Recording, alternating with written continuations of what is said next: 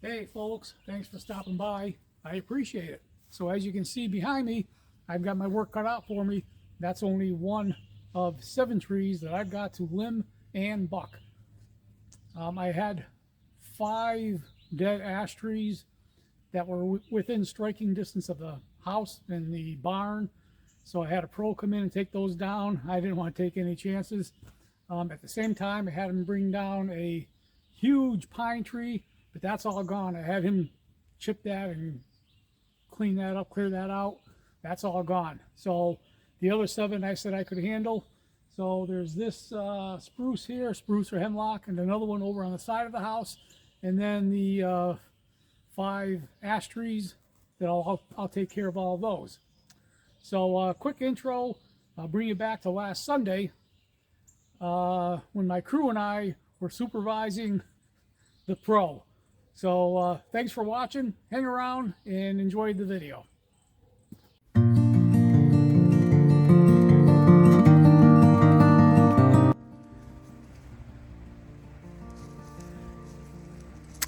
Good day folks. My crew and I, here's my crew and I have our work cut out for us over the next, quite a while. So I had 7 trees felled, 2 ash trees right here. The emerald ash borer got to these 2 ash trees, and I've got more I'll show you. So I had a crew come in yesterday and drop these trees. So there's 2 here. They've got to come back today, and we'll get to that tree there, that pine tree. They got to come in for that. So we'll get to that. So what I've been doing is moving all the logs here and branches and stuff. They were all piled up in there. So I moved all of them so they can get their truck in here, their chipper in here to work on that pine tree. So those are the first 2 trees. You can see the stump for one right there, the other one there. Now these trees that were taken down, I wanted professionals to come in because they're too close to buildings, structures, within striking distance of structures or other things like garden and the grape arbor and all that. So I wanted them to come in. I told them just drop them and I'll buck it up and limb them and everything else and chip them. So that was the plan. And then you can see another dead ash tree right there. I kind of wanted them to take that down, but there's no easy way to drop that one. This is my best maple tree right there for my maple syrup. The only way to take that ash down, well, the only real easy way is to drop it, and it's going to damage that maple tree.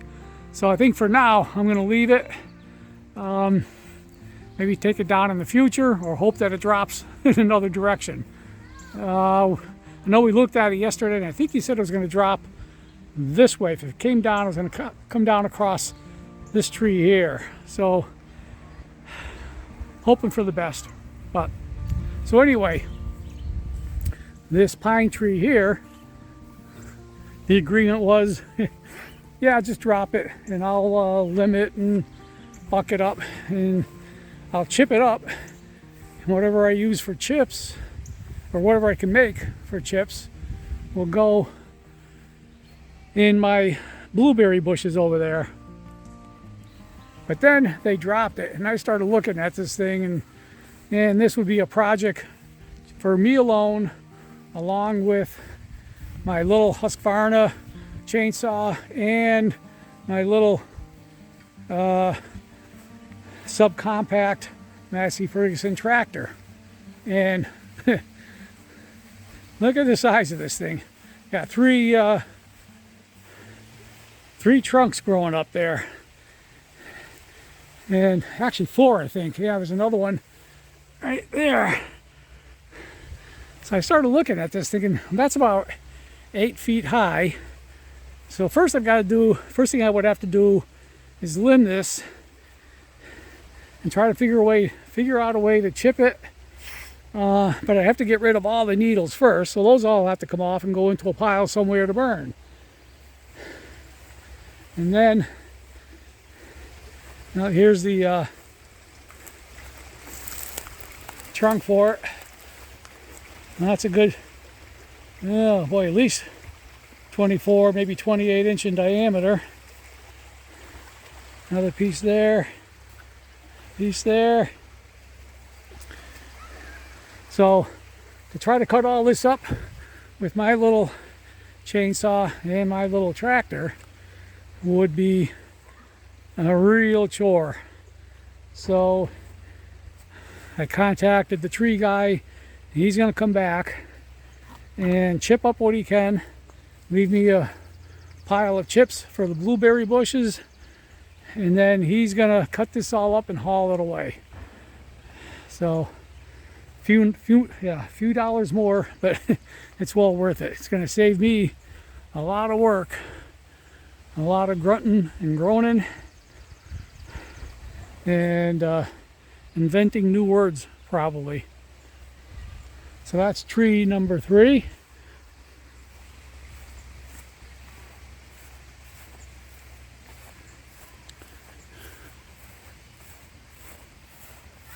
Here's tree number 4. It's spruce tree. It was kind of dead, and I was thinking of taking it down myself, but there's the house right there, so I didn't want to goof on it and have it hit the house. What are you doing? Doing a video. Oh. Say hi. Hi. Hi. So I had him drop this tree at the same time, and this one's small enough so I can handle this myself with my... This tree was 43 years old, and then it got cut over. How do you know it was 43? That stump. Oh, okay. Oh, you counted the rings? Yeah. Ah. You count the rings. Oh, is that how you do it? Yeah. Ah. And there was 43. Wow, so yeah, it's 43 years old. Yeah. Yeah. And when we bought this property 24 years ago, that was a little tree. Yeah. How many years ago? 24 years ago. 20. That was a little tree. So that's tree number 4. And then in here, 1, 2, 3, 4. I think I might have 8 trees. So in here, I had 3 dead ash trees. So I had them take those down. There's one here. So this is hardwood. Same with the, yeah, so this is the same as the first tree. I'll start over. So this is the same as the first 2 trees I showed you. This is an ash tree. Those were ash trees. These are hardwoods. So I'll be cutting this up, saving what I can for firewood. So it goes way back in there. Oh yeah.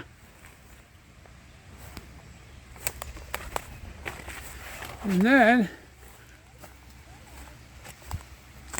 goes all the way back in there.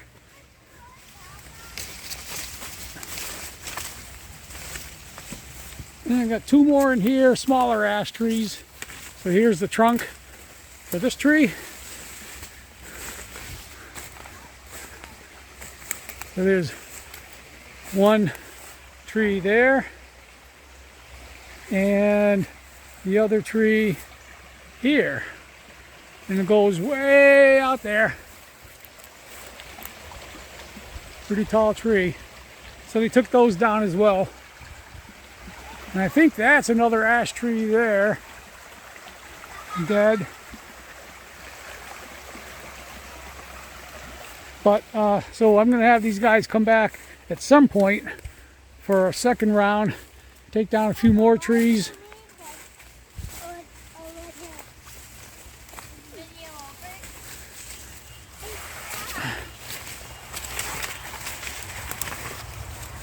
End the video already.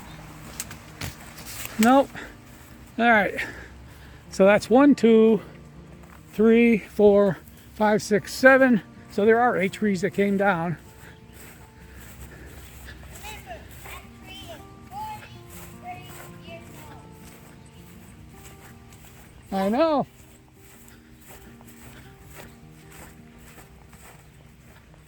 And then tree number 8 is this fir tree, hemlock, whatever it is, right there. So that was a, Mommy, going over here. well, we're looking at that tree right there. Because they did that. Look what that. The hose. Yep. Can I turn it off? No. Oh. All right, so this tree suffered some damage when we had some really heavy snow back in March. There were 2 trunks growing up, and one snapped off and was hung up in that tree. Yeah.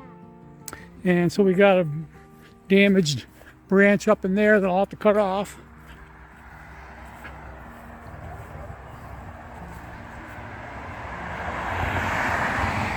Up there somewhere, there's a broken branch, so I'll have to get up there and cut it off. So the one trunk broke off of that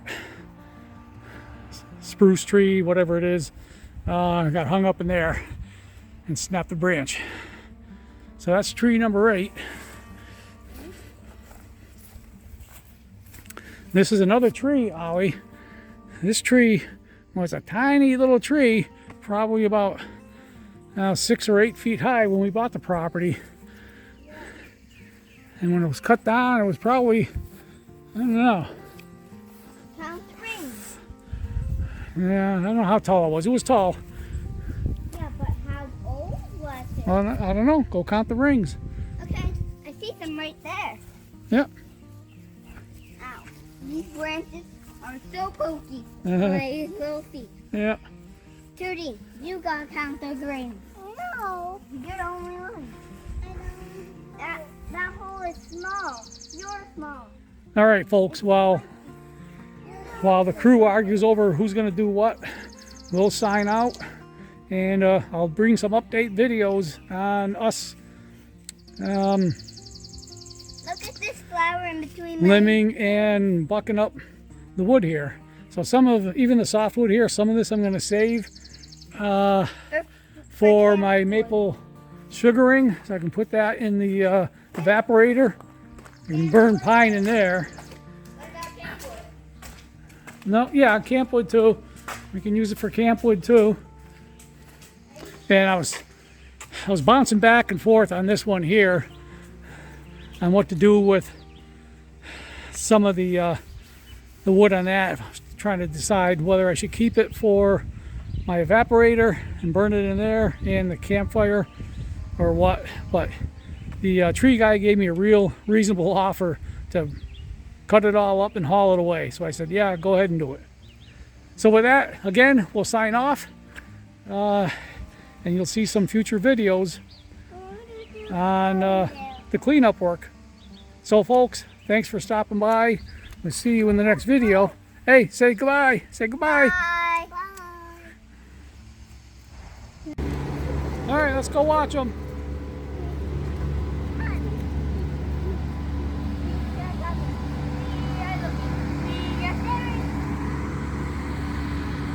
Okay, watch them. Watch them.